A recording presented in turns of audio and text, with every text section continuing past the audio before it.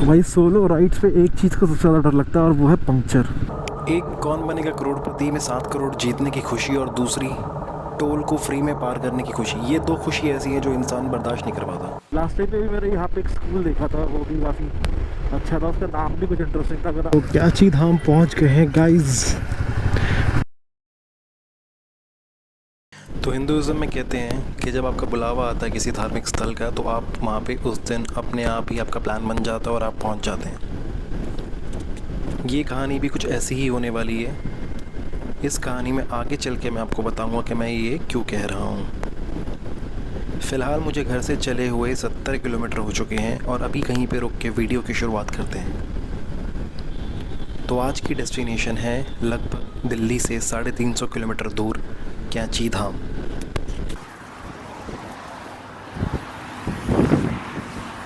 Good morning guys, welcome back to my channel. My name is Siddharth and I am riding towards Kainchi धाम।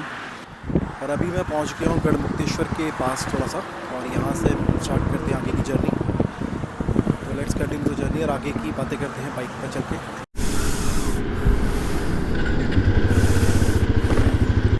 तो आज है 11 अप्रैल, Friday का दिन है, और जैसे आपको पता हो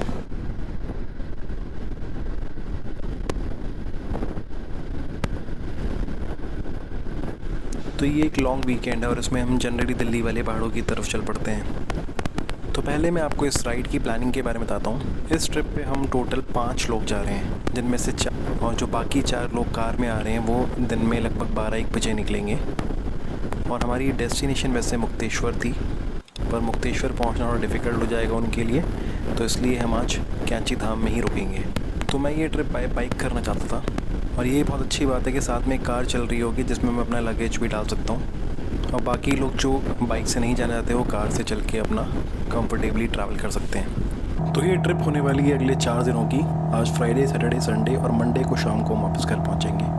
आज मैं पूरा दिन सोलो हूँ, और सोलो में बस एक ही चीज़ का डर लगता है, पंक्चर। इतनी हैवी बाइक को अगर पंक्चर में घसीटना पड़े तो हालत ख़राब हो जाएगी। तो रूट कुछ इस प्रकार है आज का कि पहले मुरादाबाद पहुंचेंगे, मुरादाबाद से आगे रामपुर वाले कट से अंदर जाएंगे, वहां से रुद्रपुर, फिर हल्द्वानी, फिर काठगोदाम और फिर भीमताल होते हुए कैची धाम पहुंच जाएंगे। सुबह जल्दी निकलने का मेरा रीज़न ये भी था कि सुबह थोड़ा ट्रैफिक भी कम होगा और मौसम भी ठंडा होगा। जैसे जैसे दिन बढ़ता चला जाएगा अगर हम पहाड़ों पे पहुंच जाएंगे तो ज़्यादा बेटर रहेगा, गर्मी से निजात मिल जाएगा थोड़ा सा। तो दिल्ली से अगर आपको पहाड़ों की तरफ कहीं पे भी जाना है तो पहले 250 किलोमीटर आपको हाईवे चलना पड़ेगा, फिर आते समय भी आपको 250 किलोमीटर चलना पड़ता है। और ये सबसे बड़ा रीज़न है कि आपके जो बाइक राइड्स हैं ये बड़ा टफ हो जाते हैं। जाते समय तो फिर भी एक्साइटमेंट होती है तो ये रास्ता कट जाता है, बट आते समय ये बहुत बोरिंग हो जाता है। तो ये पहली बार मैं हिमालयन से सोलो राइड पे जा रहा हूँ। इससे पहले भी मैंने एक राइड करी है, पर वो मैंने अपने डैड के साथ करी थी, Tadkeshwar Mahadev. Sitting posture of this bike is so great. आप इस पे सैडल भी कर सकते हो, बैठ भी सकते हो, थोड़ा स्पोर्टी पोजीशन में भी आ सकते हो। तो 3 पोजीशंस आप चेंज कर सकते हो जो आपकी बॉडी को काफ़ी रूम देती है मूवमेंट का। और इस राइड पे मैं एक एब्डोमिनल बेल्ट भी लगा के चल रहा हूँ, जिससे मेरी बैक को काफ़ी अच्छा सपोर्ट मिल रहा है। तो आप भी अगर लॉन्ग राइड्स करते हो तो ये एब्डोमिनल बेल्ट यूज़ करके देख सकते हो, इससे आपको ज़मीन आसमान का फ़र्क नज़र आएगा, मतलब आप महसूस करोगे। तो कुछ खास गर्मी नहीं है, मौसम अच्छा है अभी। विंड ब्लास्ट काफ़ी ज़्यादा है और बाइक की जो विंड स्क्रीन है बहुत छोटी है, तो काफ़ी ज़्यादा हेलमेट वाइब्रेट हो रहा है। और मैं एक पॉडकास्ट सुन रहा हूँ, तो हेलमेट के अंदर विंड नॉइज़ बहुत ज़्यादा हो जाती है। अब इसको रिड्यूस करने के लिए या तो आप ईयरबड्स यूज़ करो या फिर कुछ गाने सुनो, थोड़ा सा एंटरटेनमेंट भी हो जाता है और जो विंड नॉइज़ होती है वो भी रिड्यूस हो जाती है। बट ईयरफोन्स की जगह ईयरबड्स यूज़ करो तो ज़्यादा बेटर है। भाई सोलो राइड्स पे एक चीज़ का सबसे ज़्यादा डर लगता है और वो है पंक्चर। हिमालयन में वैसे ट्यूबलेस रिम्स भी आ गई हैं, बट अभी वो अवेलेबल नहीं है, तो इसलिए मैंने भी रिप्लेस नहीं कराई, तो अभी ट्यूब टायर पे चला रहे हैं। बस यही सबसे ज़्यादा डर रहता है कि कहीं पंक्चर ना हो जाए। तो जो लोग दिल्ली से मुरादाबाद जाते हैं या फिर मुरादाबाद की तरफ से रामनगर, जिम कॉर्बेट, नैनीताल जाते हैं, उनका ये एक कॉमन स्पॉट है रुकने का। यहाँ पर आपको मैकडी, सबवे, बीकानेर वाला, KFC सारे आउटलेट्स मिल जाते हैं खाने के लिए। तो जनरली हम भी यहीं पे रुकते हैं ब्रेकफास्ट के लिए। बट आज मुझे अभी थोड़ी भूख वूख नहीं लग रही है अभी तक, तो इसलिए मैं अभी यहाँ पे स्किप कर रहा हूँ। भी थोड़ा सा आगे है, और जब थोड़ा भूख वूख लगेगी तभी भी कहीं पे अच्छी जगह देख के रुक जाएंगे। कॉल आ गई तो एक बार ही रुकना तो पड़ेगा यहाँ पे फ़ोन पे बात करने के लिए।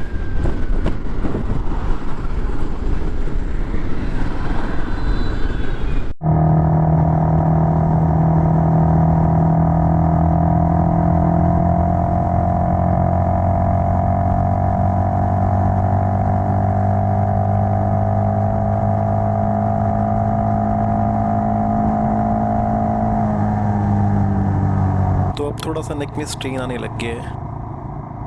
हेलमेट का वेट भी 1350 ग्राम है। उसके बाद कैमरा सेटअप भी है, और जो ईयरफोन्स लगा रखे कान में वो भी फिर पेन करने लग जाते हैं।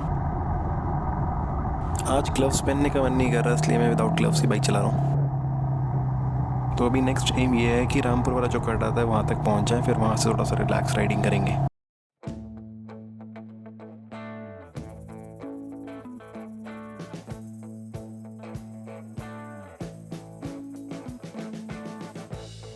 We've been living in sin so long, all the fields are gone.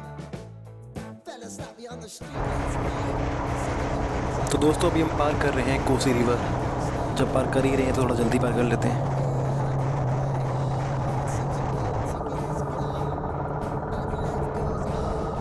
एक कौन बनेगा करोड़पति में 7 करोड़ जीतने की खुशी, और दूसरी टोल को फ्री में पार करने की खुशी। ये दो खुशी ऐसी है जो इंसान बर्दाश्त नहीं कर पाता।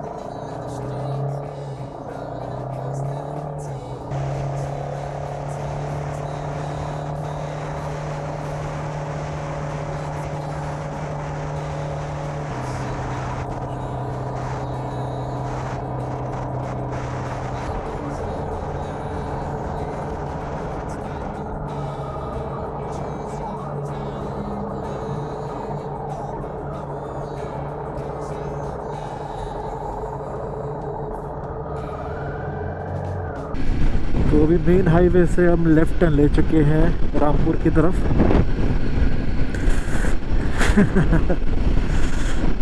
और मैप भी लगा लिया है स्क्रीन पे ताकि नेविगेट करने में कोई इशू ना हो।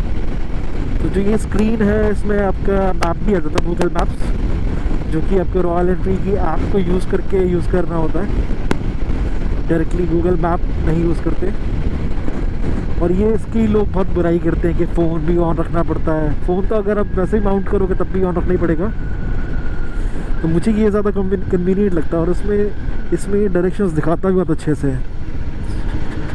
अभी क्या है, जैसा ट्रांजिशन हुआ है मेन हाईवे से अंदर की रोड पे, तो आप क्या होता है फील में रहते हैं। जब हाईवे पे चल रहे हो ना, हाई स्पीड और ब्रेक्स का कम यूज़, क्लच का कम यूज़, तो उस फील में ही एंटर कर जाते हैं ऐसे अंदर के रास्तों पे। और ये काफ़ी बड़ा रीज़न होता है एक्सीडेंट्स का, क्योंकि यहाँ पे भी लोग 80 पे भगा रहे होते हैं। तो इसलिए जब भी आप ऐसे हाईवे से ट्रांजिशन करो अंदर के ऐसे रोड्स पे, तो कॉन्शियसली अपने आप को याद दिला दो कि अब अंदर के एरिया में आ गया। और यहाँ पे जो ट्रैफिक की मूवमेंट होती है थोड़ी डिफरेंट टाइप की होती है, और जो पेडेस्ट्रियन होते हैं वो थोड़े से लापरवाह होते हैं। वैसे हमारी जर्नी अभी 129 किलोमीटर्स बाकी है, और अब बैठे बैठे जो पेन होने लगता है ना वो वापस आने लगा है। और मैंने सीट पे कोई कुशनिंग नहीं करा रखी, बिल्कुल स्टॉक सीट है। कोई एयर सीट या कोई भी जेल टाइप का कुछ भी इस पर मैंने यूज़ नहीं करा है। बट फिर भी इतना डिस्कम्फर्ट नहीं होता इस पोजीशन पे मुझे, क्योंकि थोड़ा सा इस पोजीशन में बैठने में वेट्स आपका लेग्स पे भी रहता है, तो काफ़ी कंफर्टेबल है एज़ कम्पेयर टू वेंचर, क्योंकि इसमें पूरा वेट आपकी तशरीफ़ पे आ जाता है। ओवरटेक करते समय जब तक आपको दूर तक की क्लियर विजिबिलिटी ना हो, तब तक आपको आराम से पेशेंस के साथ में रुकना चाहिए। जब आपको क्लियर विजन मिले तभी ओवरटेक करना चाहिए ऐसे बड़े व्हीकल्स को।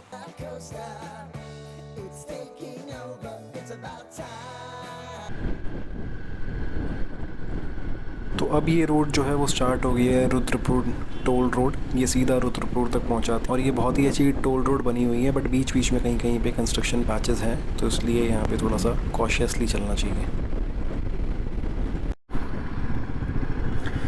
तो मैप्स के लिए मोबाइल को कनेक्ट कर रखा है। मोबाइल डिस्चार्ज हो रहा था, इसलिए मोबाइल को हम चार्जिंग पे लगा देते।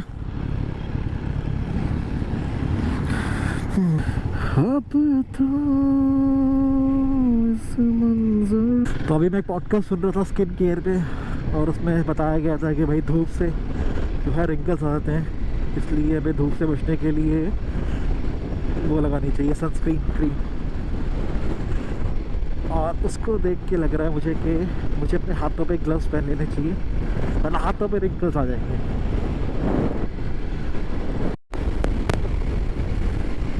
तो 33 किलोमीटर बाद एक गोल चक्कर आने वाला, जिस पर सेकेंड एग्जिट लेनी है। और इस मैप में इतने अच्छे से ये दिखा रहा है गोल चक्कर, और सेकेंड 2 बना हुआ बीच में, जिसमें चल रहा है सेकेंड एग्जिट लेनी है। तो ये चीज़ मैं कहता कि मैप काफ़ी ज़्यादा मतलब इसका डिस्प्ले बहुत अच्छा है, इसका ग्राफिक्स। ये देखो, ये बात कर रहा हूँ मैं कि यहाँ पे ये जो बाइक वाला आ गया ऐसे रोड पे 100 की स्पीड है हाईवे पे, बाइक वाला ऐसा बीच में डिवाइडर कूदा के आ रहा है। इसलिए भाई थोड़ा सा अपना दिमाग लगा के चलना चाहिए, भरोसा नहीं करना चाहिए साइन बोर्ड्स पे। अगर वहाँ पे लिखा है कि 30 पे चलो तो 30 पे नहीं चलना चाहिए, आपको अपनी स्पीड अपने हिसाब से मेंटेन करनी चाहिए। तो बहुत ही अच्छे अच्छे यहाँ पे कॉलेज और स्कूल्स बने हुए हैं इस रोड पे। लास्ट टाइम पे भी मैंने यहाँ पे एक स्कूल देखा था, वो भी काफ़ी अच्छा था, उसका नाम भी कुछ इंटरेस्टिंग था। अगर आगे मुझे दिखाई देगा तो मैं बताऊँगा।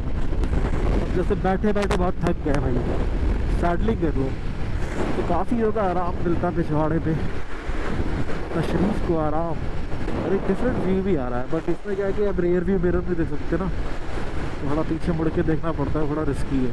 वैसे खड़े होना भी रिस्की है, कोई ज़्यादा गड्ढा उछाल कूद आ गया तो उछल के आप बाइक से गिर भी सकते हो। और टांग बैग जो लगा हुआ है इसकी वजह से भी सैडलिंग करना थोड़ा डिफिकल्ट हो जाता है, क्योंकि वहाँ पे लेग्स को थोड़ा स्पेस नहीं मिलता था इसको ग्रैब करने के लिए टाइम। भाई ये रोड इतनी रिस्की है कि यहाँ पे राइट से भी रॉन्ग साइड पे आ रहा है, लेफ्ट से भी आ रहे हैं।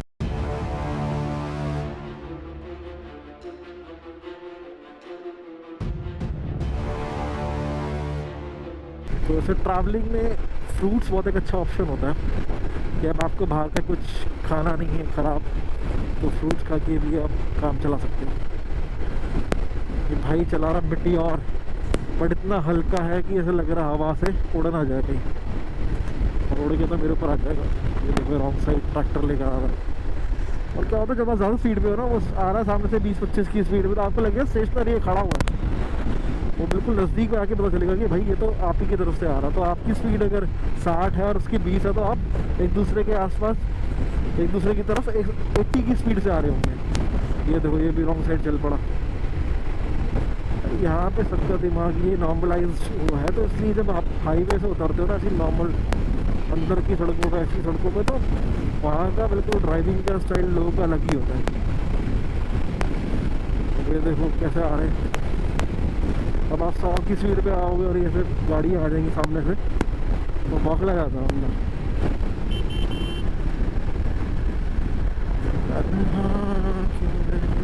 तो आप कहीं पे रुकेंगे पानी पीने के लिए, जैसे मैंने बोला था कि डिहाइड्रेशन हो जाता है, तो पानी पीने के लिए कहीं पे रुकेंगे और देखते अगर कुछ फ्रूट वगैरह मिलता है कुछ, तो वो भी ले लेंगे। बट ये रोड मुझे पता है कि इसमें बहुत ज़्यादा कुछ होता नहीं है, बहुत खाली खाली सी सड़क है।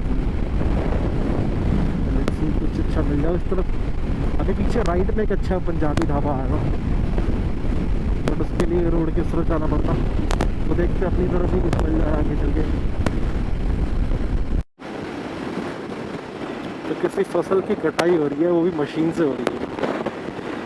तो आजकल ये मशीन्स आती हैं, इसमें कुछ किराया होता है उसका पर डे का, तो कई सारे जो किसान होते हैं वो मिल के इसको हायर करते हैं और एक ही दिन में काफ़ी ज़्यादा एरिया ही कवर कर देती है। तो सब एक साथ मिल के कटवा देते हैं एक ही बारी में। ये फ्लाईओवर आधा अभी बन ही रहा है, काम चल रहा है, और इस पर ट्रैफिक भी चालू हो चुका है, लोग खड़े हुए हैं, कहीं पे कुछ ट्रक खड़े हुए हैं। काफ़ी कॉशियसली आपको ऐसे जगहों पे चलना चाहिए।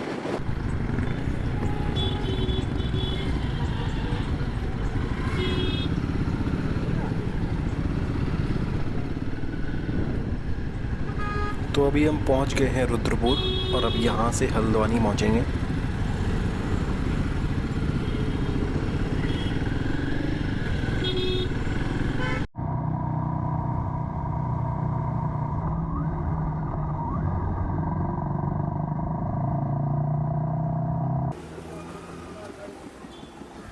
तो फाइनली एक स्टॉप ले लिया है पानी और कोल्ड ड्रिंक के लिए।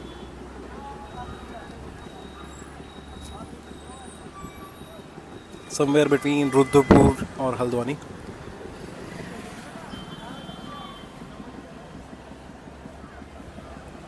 यहाँ से अब ज़्यादा नहीं बचा, अराउंड 60 किलोमीटर्स बचा होगा कैची धाम के लिए, तो सीधा वहीं पे ही रुकेंगे।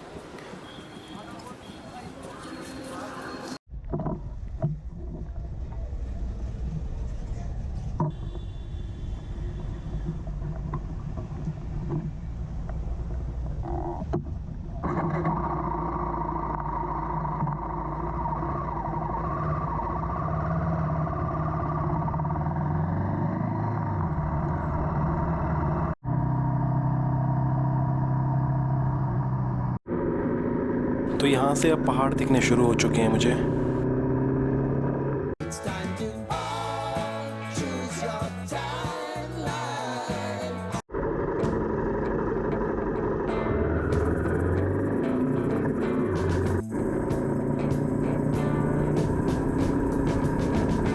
फ्यूल काफ़ी कम बचा है तो फ्यूल अप कर लेते हैं यहाँ पे पहाड़ों पे जस्ट चढ़ने से पहले। तो काफ़ी सारे बाइकर्स भी दिख रहे हैं रोड पे। We've been living in sin so long, all the fields are gone. Fellas like me on the तो ऐसे जो रिवर्स के ऊपर ब्रिजेस आते हैं इनके ऊपर काफ़ी अच्छा लगता है बाइक चलाने में।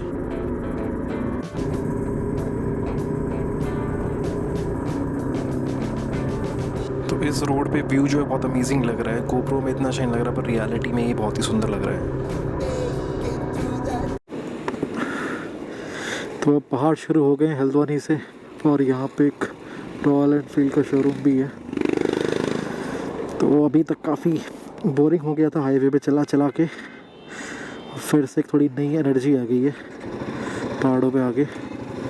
बट अभी यहाँ पे थोड़ा ट्रैफिक काफ़ी ज़्यादा है। अभी 34 किलोमीटर्स रह गए कैची धाम। वीकेंड पे आए हैं हम, आज फ्राइडे है तो इसलिए वीकेंड थोड़ी भीड़ भी बढ़ जाती है पहाड़ों पे।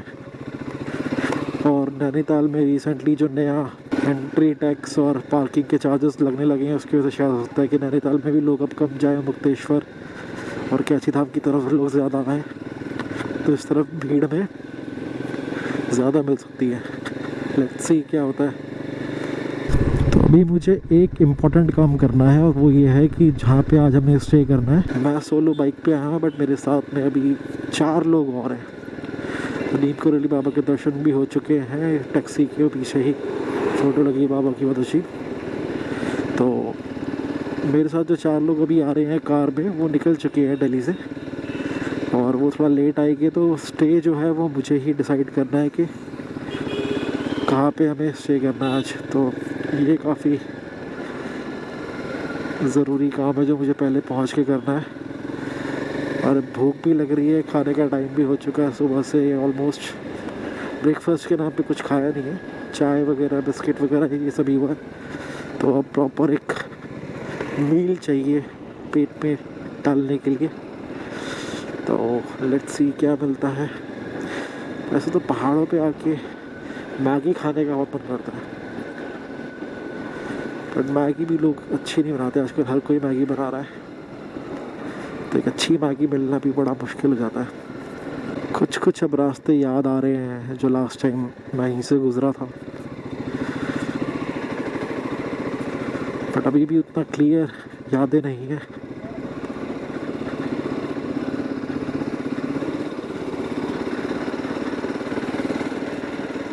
तो ये ब्रिज बड़े अच्छे लगते हैं ऐसे पहाड़ों पे।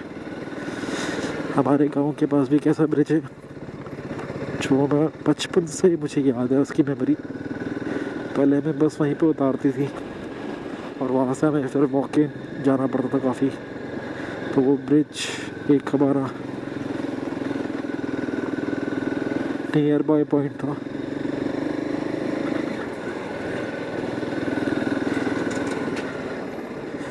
जिमनी कैसी लगती है आप लोगों को? पहले मुझे अच्छी नहीं लगती थी बट अब धीरे धीरे अच्छी लगने लगी है। पर वो थोड़ा माइलेज का इशू है कि माइलेज बहुत कम देती है और थोड़ा सा स्पेस भी कम है इसके अंदर। पीछे 3 लोग थोड़ा क्रैम्प्ड होके बैठते हैं काफ़ी, बट गाड़ी यूनिक है।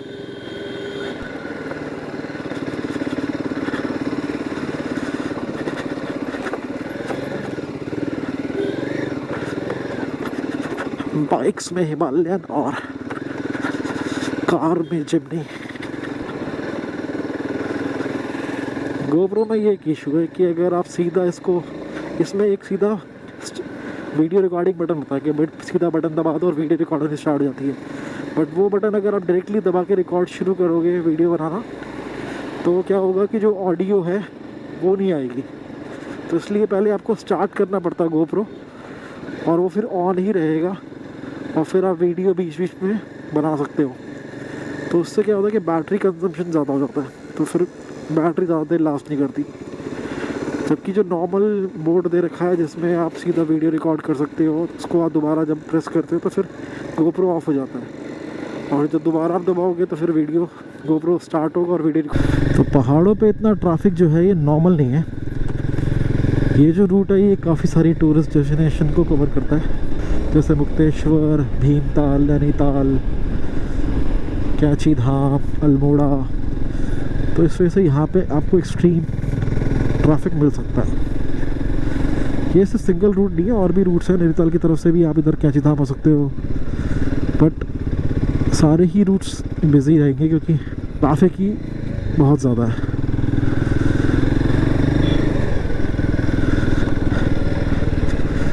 और यहाँ पे जितने भी लोगों से आप मिलोगे तो बहुत कम ही ऐसे होंगे जो फर्स्ट टाइम आ रहे हैं।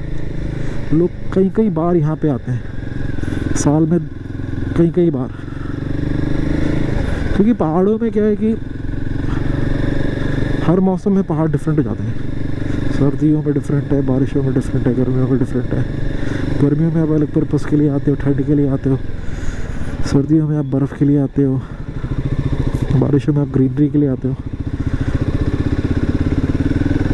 और सबसे बेस्ट वैसे मौसम तो बारिशों का है पहाड़ों में आने के लिए, पर उस टाइम पे थोड़ा रिस्की भी होता है, लैंडस्लाइड्स वगैरह। सबसे मुश्किल काम जो ब्लॉगिंग में है वो लगता है मुझे वीडियो को स्टार्ट करना। तो अब लग रहा है कि कुछ खाने के ठीक ठाक ऑप्शंस आ रहे हैं। ओ, पानी का छोटा सा झरना था। तो लास्ट टाइम ये सोलो राइड पे मुक्तेश्वर आया था, और बाई चांस कुछ ऐसे कोइंसिडेंस हो गया कि मैं अभी भी सोलो राइड पे ही हूँ, राइड पे ऑलमोस्ट, और फिर से मैं मुक्तेश्वर ही आ गया। बट लास्ट में क्या हुआ था कि मुक्तेश्वर में आया था, बट मुक्तेश्वर को ज़्यादा एक्सप्लोर नहीं किया था, ज़्यादा टाइम स्टे नहीं किया था। मैं शाम को पहुँचा था और नेक्स्ट मॉर्निंग अर्ली में निकल चुका था दिल्ली के लिए। तो इसलिए मुक्तेश्वर दोबारा आने में मुझे ऐसे वो नहीं लगा कि दोबारा क्या जाना, क्योंकि फ़र्स्ट टाइम जब आया हूँ तो मैं ढंग से एक्सप्लोर कर नहीं पाया हूँ। तो इसलिए इस बार ये अच्छा मौका है मुक्तेश्वर को थोड़ा सा अच्छे से देखने का। और शाम को वहाँ पे ठंड काफ़ी आती है क्योंकि काफ़ी ऑल्टीट्यूड पे, तो जैसे धनौल्टी में बहुत ज़्यादा ठंड रहती है, ऐसे मुक्तेश्वर में भी शाम को बहुत ठंड जाती है। यहाँ पे पहाड़ों पे भी लोगों को ओवरटेक करने की बड़ी वो रहती है, खुजली, और हॉन्क भी करते रहते। तो पहाड़ों में आने का आपने पर्पस ही नहीं समझा यार। पहाड़ों पे आए हो तो पीसफुल एनवायरनमेंट को एंजॉय करने के लिए, बट आपको वहाँ पे जल्दी लगी हुई है पहुँचने की, तो आप सड़कों को, पहाड़ों को एंजॉय नहीं कर पाओगे। स्लो ड्राइव करो, मज़े करो। तो when I was deciding to buy a bike, तो कई सारे ऑप्शन थे, जैसे ट्रायम्फ की स्पीडर, स्क्रैम्बलर, KTM की ड्यूक, एडवेंचर। तो उन सब में से मुझे टेस्ट ड्राइव लेने के बाद हिमालयन ही अच्छी लगी, क्योंकि हिमालयन का जो इंजन है ना थोड़ा सा बैलेंस्ड है, कि आपको लो एंड टॉर्क भी ठीक ठाक मिल जाती है, और अपर रेंज में तो है ही अच्छी। बट KTM वगैरह में ये इशू था कि लो एंड टॉर्क थोड़ा सा इशू था, बाइक स्टॉल होती है। स्टॉलिंग के इशू ट्रायम्फ में भी है, प्लस ट्रायम्फ की जो स्पीड और स्क्रैम्बलर है वो साइज़ में भी छोटी है काफ़ी। ये थोड़ी ह्यूज और स्टेबल बाइक लगती है। और अब टूट चुका है पिछवाड़ा काफ़ी। आप बस कोई अच्छी जगह देख के रुक जाते हैं, कुछ खा लेते हैं।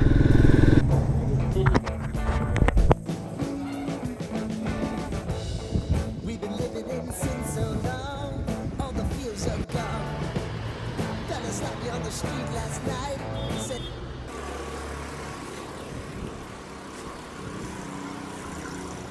तो यहाँ पे रुक के लंच सा कर लिया है, मैगी और चाय। सोचा था कुछ और भी खा लूँ, बट फीलिंग ऑफ फुल सी हो गई यहाँ पे मैगी खा के। अब पास में ही है कैची धाम, और वहाँ चलते हैं और रूम देखते हैं, कोई रूम ढंग का मिल जाए तो स्टे के लिए अच्छा था। तो लेट्स गो। तो भाई अब खा पी के थोड़ा सा आगे चल पड़े हैं कैची धाम के लिए, जहाँ पे मैंने अभी ये मैगी और चाय ली है। ये प्लेस सेम है जहाँ पे मैं लास्ट टाइम भी रुका था, तो इसलिए मुझे पता था कि यहाँ पे ठीक है खाने पीने का, तो फिर मैं इसलिए यहीं पे ही रुका। ऐसा कोई प्लान नहीं था कि यहीं पे रुकना है, बट बाई चांस मैं जब यहाँ पे पहुँचा तो मुझे याद आ गया, इसलिए फिर मैं सेकंड थॉट नहीं दिया, सीधा यहीं पर रुकी गया। तो अगर आपको सफारी करना, जंगल सफारी करना पसंद है और जो गाइड्स काफ़ी इंटरेस्टिंग बातें बताते हैं वो पसंद है आपको सुनना ऐसे, तो मैं आपको सजेस्ट करूँगा कि जिम कॉर्बेट की जो किताबें हैं, ओमनीबस के नाम से इनकी अच्छी खासी मोटी बुक आती है जिसमें काफ़ी सारी स्टोरीज़ हैं अलग अलग टाइगर्स के बारे में, अलग अलग एक्सपीरियंसेस के बारे में, वो आप ज़रूर पढ़ें। क्योंकि जिम कॉर्बेट एक ऐसे व्यक्ति थे जिन्होंने जंगलों में, गाँवों में उत्तराखंड के बहुत टाइम गुजारा है। यहाँ यहीं पे नैनीताल, मुक्तेश्वर, पूरा गढ़वाल, टिहरी सब उन्होंने पैदल नापा हुआ है और इतनी अमेजिंग स्टोरीज़ हैं उनके एक्सपीरियंसेस की, जो उन्होंने कई रातें जंगलों में गुजारी हैं, कैसे कि उन्होंने मैनीटर टाइगर्स को मारा है, वो सारी चीज़ें बहुत ही इंटरेस्टिंग स्टोरीज़ हैं जो कि कोई गाइड आपको नहीं बता सकता। ना इस पे कोई मूवी बन सकती है इजीली, क्योंकि ये बहुत ही ज़्यादा टफ प्रोजेक्ट है, इसमें बहुत सा VFX यूज़ करना पड़ेगा। ऐसे जो उनके किस्से हैं, जो उनकी किताबों में लिखे हैं, उनको शो करने के लिए, शूट करने के लिए, दिखाने के लिए, तो मुश्किल है बहुत। हार्डली अगर मूवी बन भी जाए तो उतना डिटेल में उतनी सारी स्टोरीज़ नहीं बन सकती। तो अगर आप ऐसी चीज़ों में इंटरेस्टेड हैं तो ये बुक्स पढ़ सकते हैं, आपका बिल्कुल पर्सपेक्टिव ही चेंज हो जाएगा पहाड़ों, जंगलों के बारे में, एनिमल्स के बारे में। जितना एडवेंचर जिम कॉर्बेट ने किया होगा शायद ही किसी और ने किया होगा, और अगर किया भी होगा तो मुश्किल है कि उसने किसी अपने एक्सपीरियंसेस जैसे किताब में लिख के हमारे लिए छोड़े हों। तो ये बहुत ही अमेजिंग एक ट्रेजर है जिम कॉर्बेट की बुक, जो कि बहुत लोगों को पता नहीं है। अगर वो इसको पढ़ें तो वो इतना ज़्यादा इंटरेस्टिंग किस्से हैं कि एक बार ये पढ़ने लगोगे तो आप खुद अमेज हो जाओगे। जो उनके एक्सपीरियंसेस है वो एक्सपीरियंसेस करना भी इम्पॉसिबल है, क्योंकि उस टाइम पर उन्होंने एज अ हंटर टाइगर्स किल करे थे, मैनीटर टाइगर्स, जो कि उस टाइम के हिसाब से ही उस टाइम पे ही हो सकता था वो चीज़ें, अब पॉसिबल नहीं है। और किलिंग तो एक छोटा सा पार्ट होता है उनकी स्टोरीज़ का। जब आप उनकी स्टोरी पढ़ोगे तो पूरी 90% स्टोरी किलिंग से पहले की होती है। सिर्फ 10% में वो उन्होंने कैसे किल करा वो उसके बारे में बताते हैं, बट 90% वो अपने जंगल के एक्सपीरियंसेस और अपनी लाइफ के बारे में और उत्तराखंड के लोगों के बारे में, कैसा उस टाइम पे माहौल था, वो सब चीज़ें उन्होंने बहुत ही बारीकी से और बहुत ही अच्छे से बताई है। और नाम सुन के लगता है जिम कॉर्बेट एक फॉरेनर थे, बट वो भी हमसे ज़्यादा एक इंडियन थे, क्योंकि उन्होंने इंडिया में और इंडियंस के साथ में बहुत ज़्यादा टाइम स्पेंड किया था। तो बहुत ही अमेजिंग कलेक्शन है उनकी स्टोरीज़ का। और अभी जहाँ पे मैं जा रहा हूँ, कैंची धाम, ये भी बहुत ही फेमस जगह है। कैंची धाम नीम करोली बाबा जी का आश्रम था और ये बहुत ही फेमस है उनके बहुत सारे चमत्कारों के लिए। और यहाँ पे स्टीव जॉब्स और मार्क जुकरबर्ग जैसे लोग भी आके रह कर गए हैं और उन्होंने भी यहाँ पे उस पावर को महसूस किया।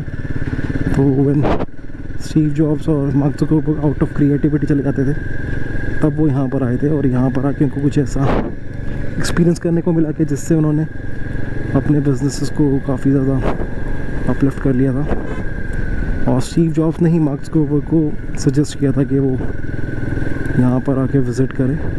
और बहुत सारे लोगों के किस्से मैंने ऐसे सुने हैं जिनको ऐसे कुछ साइंस मिले, सिग्नल्स मिले, जिनकी वजह से वो यहाँ पर आए और उसके बाद उनके जो ऐसे प्रॉब्लम्स थी जो कि सॉल्व नहीं हो रही थी, वो सॉल्व हो गई थी। बट ये भी एक बुलावा होता है बाबा का, हर कोई नहीं आ सकता। आप यहाँ से गुजर जाओगे बट आश्रम विज़िट नहीं कर पाओगे। जब आपका लिखा होगा, जब आपका बुलावा होगा, तभी यहाँ पे आके बाबा के आश्रम पे विज़िट कर पाओगे। मैं भी एक बारी पहले आया हूँ, बट मैं भी ऐसे ही बाहर से निकल गया था। But this time I make sure कि मैं विज़िट करूँगा आराम से, क्योंकि इस बारी प्लेंटी ऑफ टाइम है मेरे पास यहीं पे स्टे करने का। सो लेट्स सी कैसा एक्सपीरियंस रहता है। तो ये हम पहुँच गए भीमताल में। पानी काफ़ी अच्छी क्वांटिटी में है यहाँ पे लेक में, और एक ठंडक सी है हवा में लेक की वजह से। अच्छा लग रहा है यहाँ पे। बट नैनीताल की वाइब थोड़ी सी अलग है, यहाँ पे वो वाइब नहीं आती जो नैनीताल लेक पे आती है। तो वहाँ पे काफ़ी ग्राउंड एरिया भी है लेक के एडजेसेंट ही, और यहाँ पे सिर्फ लेक है जिसके चारों तरफ रोड है। तो भाई कुछ लोग क्या करते हैं, पहाड़ पे ढलान पे पेट्रोल बचाने के लिए इंजन ऑफ कर देते हैं और ढलान पे उसके मोमेंटम से ही गाड़ी के उसको चलाते हैं। बट ऐसे में क्या होता है, जब आपको ब्रेकिंग करनी होती है तब ब्रेक्स अपना नेचुरली काम नहीं कर पाती हैं और एक्सीडेंट होने के चांसेस काफ़ी हाई हो जाते हैं। तो इसलिए थोड़ा सा वो पेट्रोल बचाने की कोशिश ना करें, गाड़ी ऑन करके ही चलाएं। तो भीमताल से लेफ़्ट में कैची धाम के लिए रास्ता कट गया है जिस पे मैं अब जा रहा हूँ, और भीमताल से अगर आप राइट जाओगे तो मुक्तेश्वर की तरफ को रास्ता जाता है। तो ये जो एक्सपीरियंस होता है ना राइडिंग का, आप एक बाइक ट्रिप पे जाओगे तो कोई ऐसा पर्टिकुलर मोमेंट ज़रूरी नहीं है कि बहुत ही अमेजिंग हो, बट ऑन द होल जो पूरा एक्सपीरियंस होता है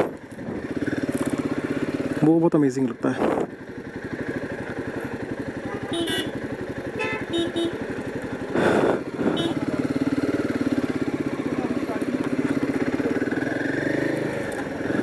तो ये पार्किंग बना रखी है यहाँ पे और पार्किंग के चार्जेस है, और जितना मज़ा ये अभी आ रहा है राइडिंग करते हुए उससे ज़्यादा मज़ा आता है, मज़ा नहीं उससे ज़्यादा मतलब बाद में जब आप इसको याद करते हो तब ज़्यादा आपको ये अमेजिंग लगता है कि आप ऐसे राइड करके इतना दूर गए थे, और जो भी आपने एक्सपीरियंस करा पूरा ऑन द होल वो उसकी मेमोरीज आपको बहुत ही स्वीट लगती हैं।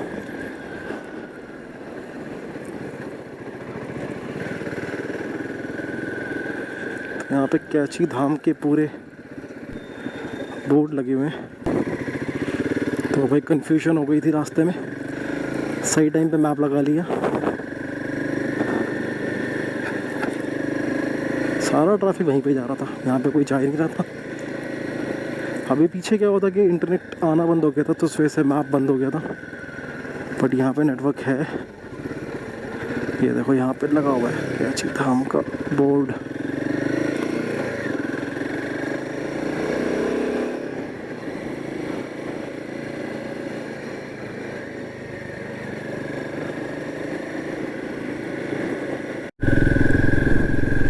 तो हिमालयन का जो साइज़ है ना, ये फ़ोटोज़ वीडियोस में थोड़ा छोटा लगता है, बट आप जब रियलिटी में देखोगे तो काफ़ी ह्यूज बाइक है ये।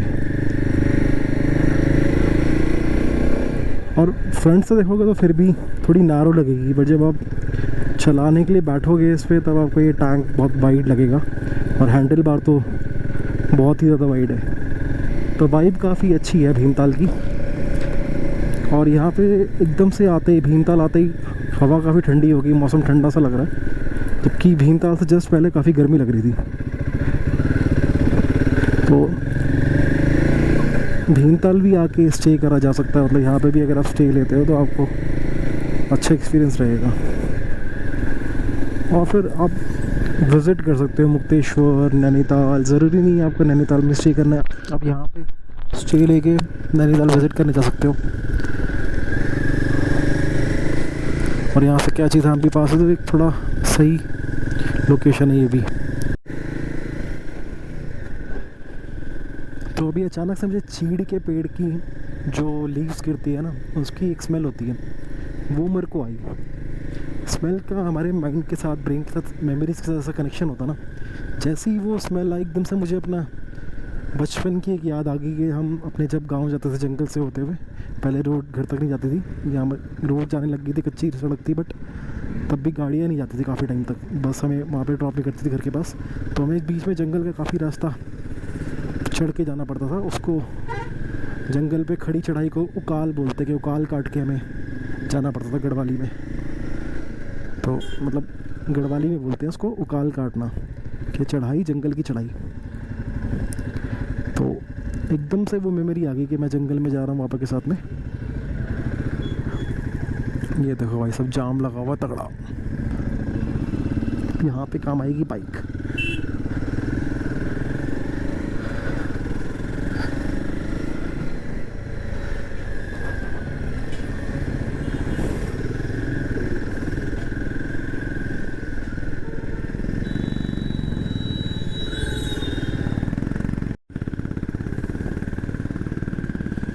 सारा जाम हमने क्रॉस कर दिया बाइक में रॉन्ग साइड से, वरना इसके लिए हमें पूरा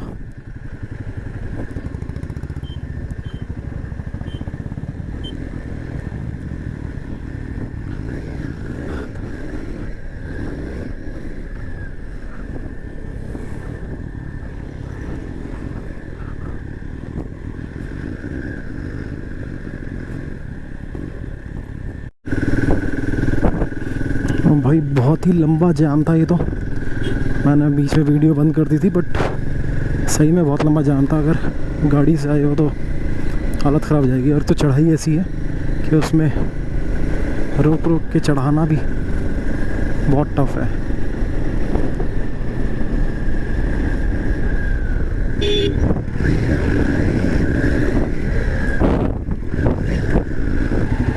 अब तो गाड़ियों में ऑप्शन आता है वो हिल असिस्ट वाला, अगर वो ना हो तो हैंड ब्रेक और clutch, hand brake clutch, hand brake clutch करते करते हाथ पैर टूट जाए।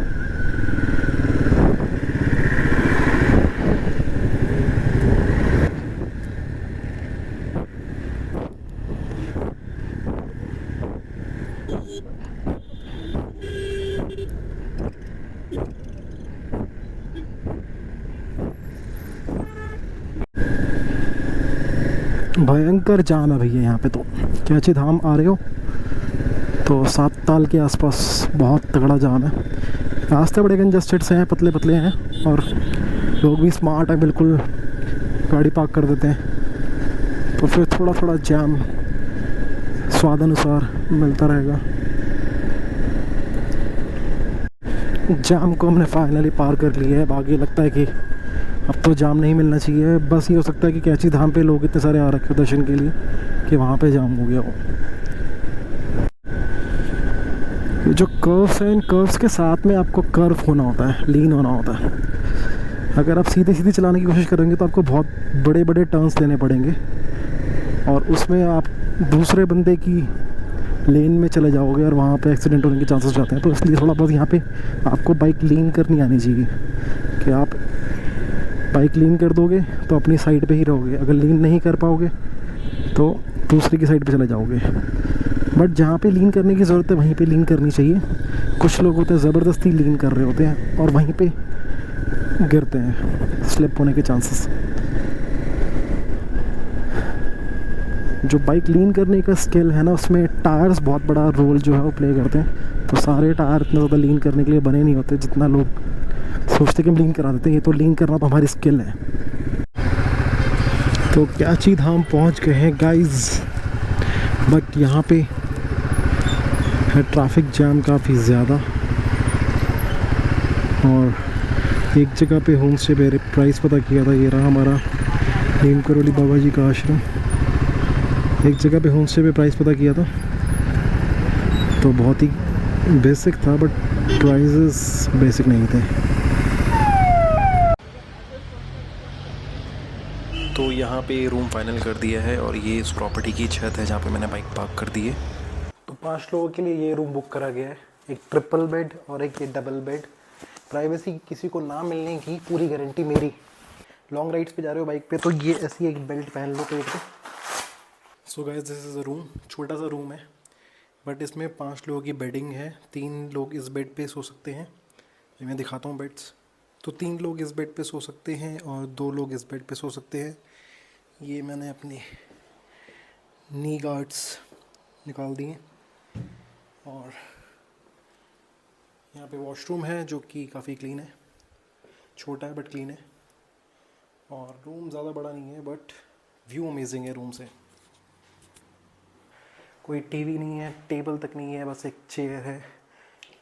कॉस्ट पड़ा है अराउंड 2500, और 5 लोग इस रूम में रहने वाले हैं तो काफ़ी चीप है उस हिसाब से। और सेकंड अटेम्प्ट में ही मिल गया। अब मेन बात आती है कि रूम बुक क्यों किया है। बहती नदी, सामने पहाड़,